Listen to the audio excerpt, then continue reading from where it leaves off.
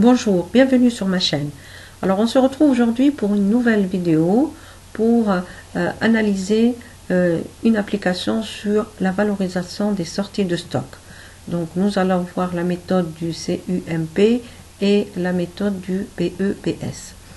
Alors je précise que cette notion de valorisation de sortie de stock concerne en fait la comptabilité analytique, donc c'est pas de la comptabilité générale.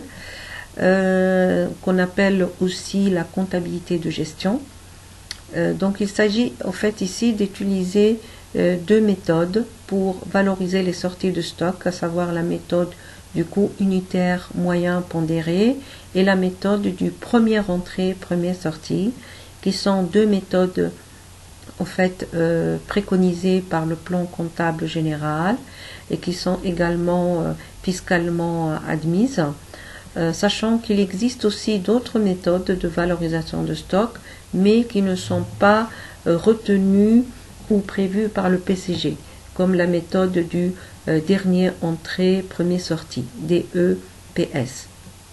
Donc dans notre application aujourd'hui, nous allons voir juste deux méthodes, donc la méthode du coût unitaire moyen de période et la méthode du première entrée, première sortie. Alors il s'agit donc de l'entreprise Angeville qui utilise une matière première MP et les données relatives à cette matière sont les suivantes pour le mois de septembre. Alors avant d'aller plus loin, juste pour vous dire que vous pouvez trouver l'énoncé dans le lien que j'ai indiqué dans la barre de description. Voilà.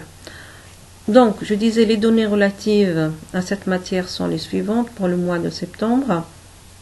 Le stock au début de période, 800 kg au coût unitaire de 41 125 €. Donc en fait ici il s'agit du stock initial. Ensuite nous avons des entrées. Il y a deux entrées qui ont été effectuées pendant le mois de septembre. Ensuite il y a eu deux sorties, le 15 et le 25. Alors on vous indique également que les frais d'achat sont importants. 5 € par kilogramme pour un achat inférieur à 3000 kg, 6 € par kilogramme pour un achat supérieur ou égal à 3000 kg. Fin septembre, le stock réel de matières premières est égal à 1290 kg. On utilise la méthode du CUMP de période. Alors juste une parenthèse pour vous dire qu'il existe en fait deux méthodes de coût unitaire moyen pondéré. Il y a la méthode de période, de fin de période, c'est-à-dire qu'on calcule le coût unitaire moyen pondéré chaque fois qu'on arrive à la fin du mois, généralement. Bon, la période qui est prise généralement c'est le mois, donc on le calcule à la fin du mois et avec ce coût moyen unitaire pondéré, on valorise les sorties. Ou bien on peut aussi également utiliser la méthode du coût unitaire moyen pondéré après chaque entrée. Donc cette méthode également, elle est aussi donc retenue et prévue par le PCG. Donc dans cette application, nous on va utiliser la méthode du coût unitaire moyen pondéré de période. Alors le travail à faire, donc on vous demande de présenter le compte de stock de matières premières, ensuite de dire quelles seraient les conséquences sur le résultat du passage à la méthode PEPS, première entrée, première sortie, pour le mois de septembre. Alors pour cela, nous avons fait le tracé d'un tableau dans lequel nous allons saisir les informations concernant les entrées. Donc les entrées seront à gauche et les sorties de stock seront à droite. Alors on va commencer donc par saisir d'abord le stock au 0109, 1er septembre, donc dans ce cas-là, ça s'appelle au fait un stock initial, SI pour stock initial. Donc le montant, il est de 800 kg et il est valorisé à 41 125 €.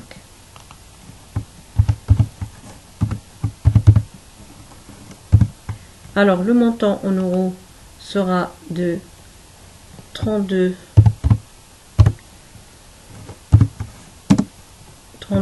900.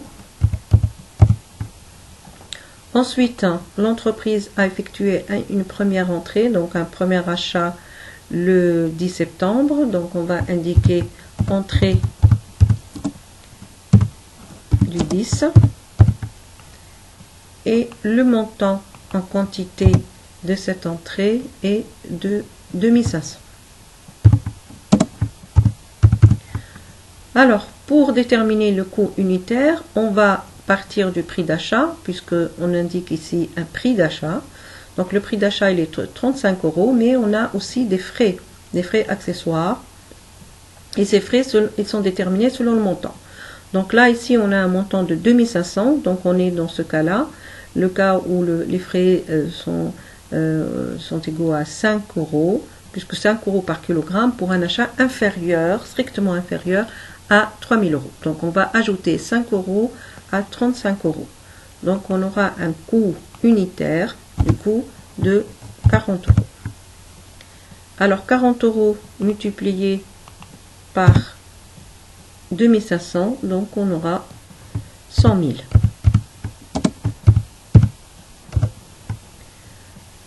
Alors ensuite, nous avons une deuxième entrée. Entrée du vin.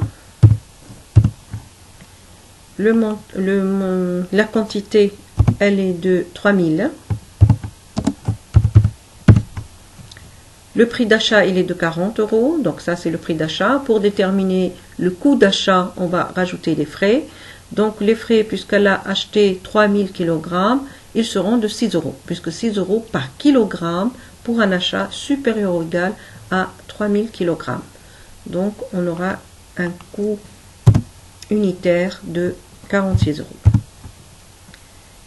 Et le montant en euros sera de 138 000. Voilà. Donc on arrive maintenant à la fin du tableau pour les entrées. Du coup, on va déterminer le total de la colonne quantité. Donc on va additionner 800 plus 200, 2500 plus 3000. Donc on obtient un total de 6300. On va faire la même chose pour les montants. Alors, j'ai un problème de colonne que je vais réduire un petit peu et élargir de l'autre côté. Voilà, donc le montant sera de 270 900 et on va calculer le coût unitaire moyen pondéré de période. Alors je rappelle la formule, donc vous l'avez ici. Donc c'est le stock initial en euros plus entrée en euros divisé par le stock initial en quantité plus entrée en quantité. Au fait, ça correspond au montant qui figure dans cette colonne, puisque ces 1300 correspond bien au stock initial, donc en quantité. Ensuite, on a rajouté les entrées, donc ça correspond au stock initial en quantité plus les entrées en quantité. Et la même chose pour les montants en euros. Donc on a le stock initial ici de 32 900 plus les entrées en euros. Donc du coup, on va diviser, on va prendre le montant de 270 900 qu'on va diviser par 6300. Voilà. Donc du coup, on obtient un coût unitaire de 43 €. Alors, on va l'indiquer ici. Et c'est le coût unitaire moyen pondéré de période que nous allons utiliser pour valoriser les sorties de stock. Alors, les sorties. Donc, on nous précise ici les sorties du mois. Donc, on a 3200 kg le 15 et 1800 kg le 25. Donc, en fait, on peut regrouper ces deux quantités pour gagner un peu de temps. Donc, le libellé, on va indiquer tout simplement sortie.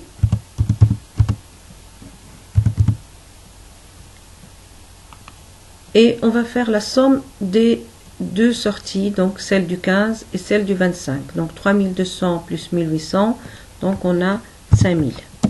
Donc pour gagner du temps, c'est pas nécessaire de détailler ces deux sorties, puisqu'on va appliquer le même coût unitaire moyen pondéré, à savoir 43 euros. Donc 5000 fois 43 euros, on obtient donc un total de 215 000 euros.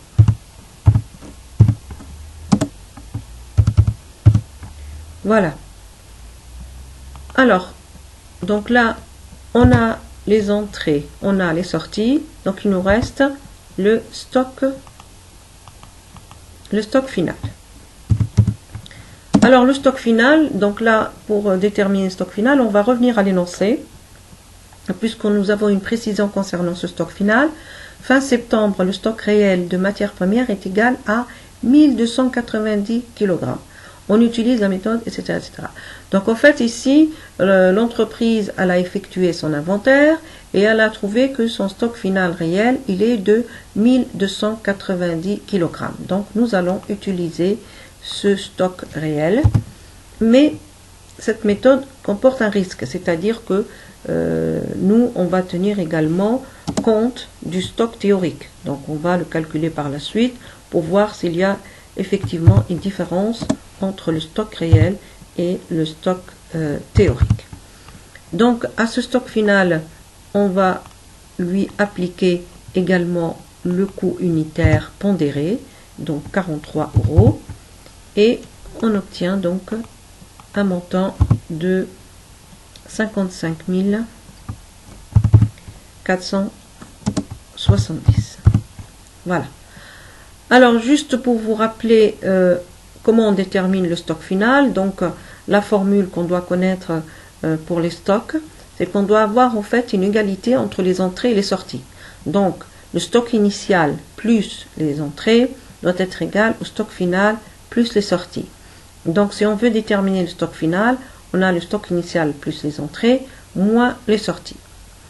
Donc nous, si on veut déterminer notre stock final théorique, c'est-à-dire d'après les calculs que nous avons réalisés, donc nous avons le stock initial plus les entrées, ça correspond en fait à ce total, puisque là on va le prendre par rapport aux quantités. Donc 6300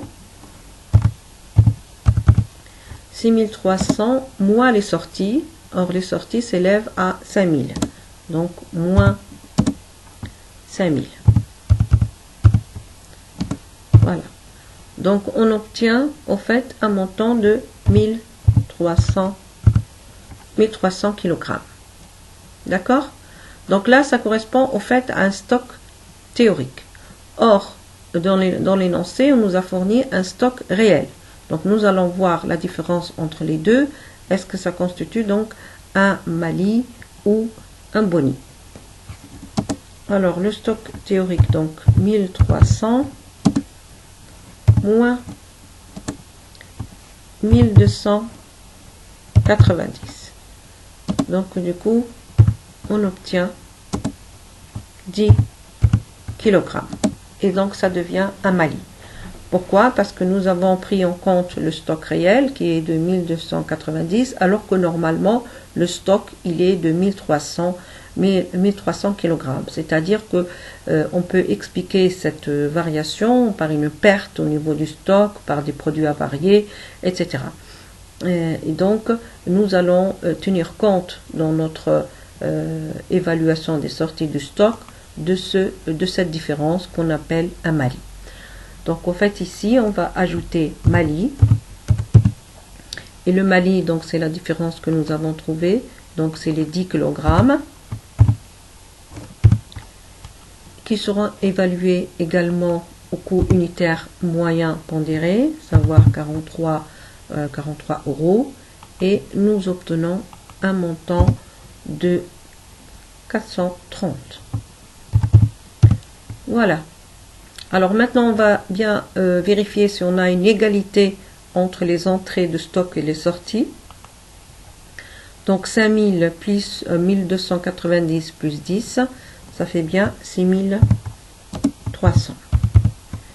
Alors du côté des montants, 215 000 plus 55 470 plus 430, ça fait bien 270 900.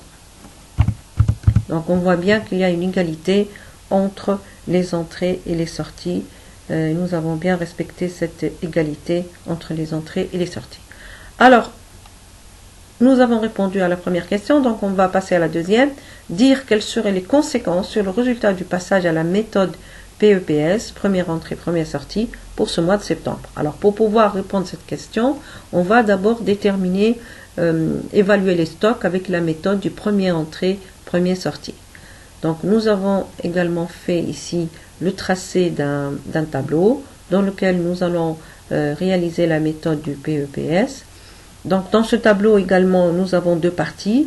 Donc, les entrées à gauche et les sorties à droite. Et on va commencer d'abord par saisir les entrées. Donc on a le stock initial qui est toujours à 800 kg avec un prix unitaire de 41,125. Le montant en euros, il est de 32 900. Je vérifie par rapport au premier tableau, donc voilà, 2900. Alors ensuite, on va passer aux entrées et on va enregistrer d'abord la première entrée. Entrée du 10. Alors l'entrée du 10, ça veut dire que l'entreprise, elle avait acheté 2500 kg de matières premières. Et on les avait valorisés à un coût unitaire de 40 € et le montant était de 100 000. Voilà. Alors, on ne va pas poursuivre parce qu'on va passer maintenant aux sorties. Parce qu'au fait, les sorties, pour la méthode du premier entrée, premier sortie, on procède par lot. C'est-à-dire que lorsqu'elle va enregistrer les sorties, elle va les puiser dans ses premières entrées. Donc la première sortie, elle s'est effectuée donc le 15. Et la dernière entrée, c'est le 20. Donc on va d'abord enregistrer la sortie du 15. Donc on passe du côté des sorties et on note sortie du 15.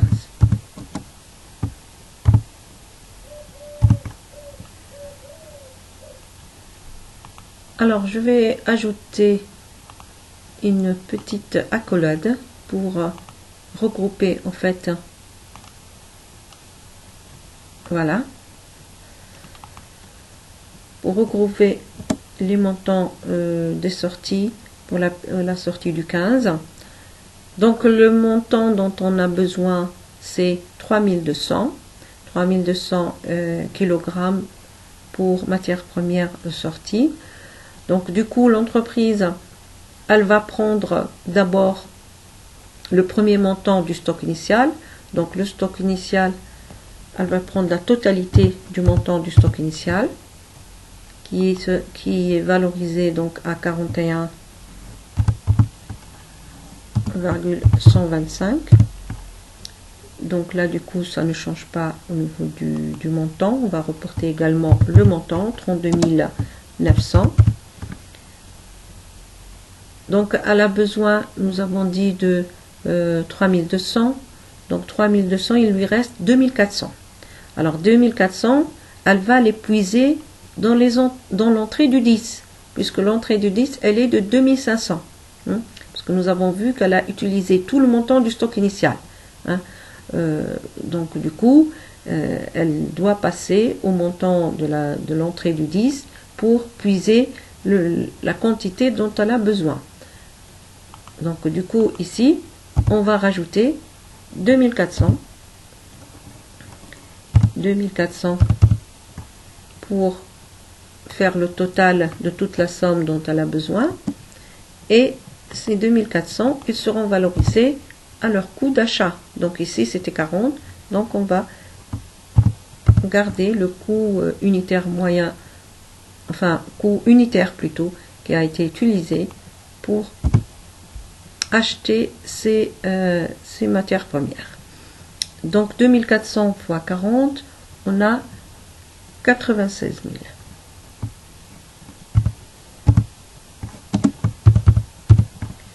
Voilà, 96 000. Et donc là, ça correspond donc à la première sortie. Voilà, donc si on fait la somme du 800 plus 2400, on trouve bien le montant de la première sortie, 3200, la sortie du 15. Donc on va passer maintenant à l'entrée du vin. Donc le vin, elle a acheté 3000 kg qu'on avait calculé avec un coût unitaire de 46 €. Donc on rajoute entrée du vin. Le montant de cet achat, il est de 3000. Le coût unitaire, il est de 46.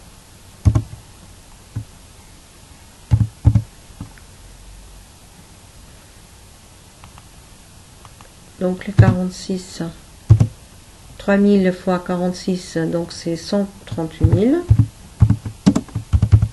Voilà. Et on va passer maintenant à la sortie suivante. Donc la sortie suivante, c'est celle du 25. Sortie du 25.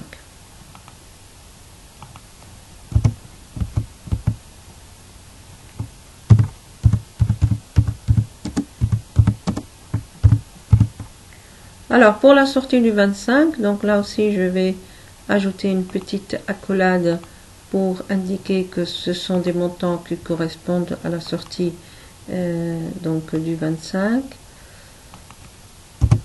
Voilà. Alors je répète ce que nous avons vu pour le premier cas. Donc la sortie du 15, l'entreprise avait besoin d'un montant global de 3200 kg. Donc les 3200, elle les a trouvés d'abord dans le stock initial, 800. Ensuite, le reste, 2400, elle les a pris de l'entrée du 10, donc 2500. Donc du coup, à l'entrée du 10, il reste 100. Alors les 100, effectivement, on va les retrouver ici. Elle va les récupérer pour la sortie du 25. Donc on va d'abord trouver 100 qui seront valorisés donc à 40, puisqu'elle les a achetés au coût unitaire, effectivement de 40 €. Donc 100 fois 40, ça sera 4000.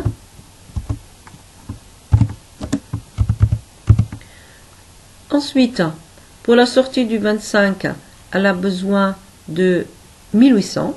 Alors les 1800, du coup, elle va les trouver dans les entrées du 20. Puisque le vin, elle a acheté 3000. Donc là, du coup, 1800 moins 100, donc ça lui fait 1700. Donc il lui reste 1700. Donc les 1700, elle va les valoriser à 46. Parce qu'elle va les prendre de l'entrée du vin. Donc 1700 fois 46, c'est 78 200. Voilà, donc là, l'entreprise a enregistré ses entrées et ses sorties. Donc maintenant, on va s'occuper du stock final. Alors le stock final, donc ça sera le même que celui que nous avons vu dans le précédent tableau, c'est-à-dire le stock réel, qui a été fourni dans les lancers. Donc on va utiliser la quantité qui a été fournie, 1290, et cette quantité sera elle aussi valorisée au dernier coût unitaire qui a été utilisé, à savoir les 46. puisque les 1290 sont censés être dans l'entrée du vin. Et puisque l'entrée du vin, elle est valorisée à 46, donc le stock final sera également valorisé à 46 euros. Donc 1290 fois 46, c'est 59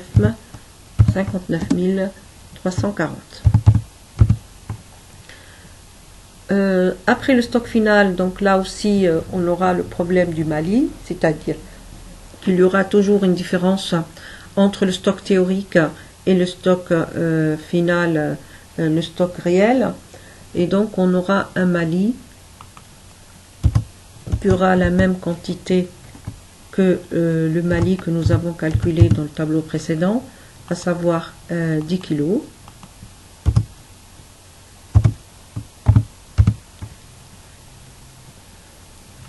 Alors les 10 kg seront également évalués à 46, le coût unitaire. Et on aura donc un montant de 460. Voilà. Alors pour avoir un équilibre entre les entrées et les sorties, donc on va aussi faire le total de nos colonnes. Donc colonne des entrées 6300, donc il n'y a pas de changement au niveau des quantités, au niveau des valeurs. Donc 270 900, pas de changement par rapport au tableau précédent. La même chose pour les sorties, donc là aussi on doit avoir la même quantité aussi pour les sorties, donc 6300 et 270 900.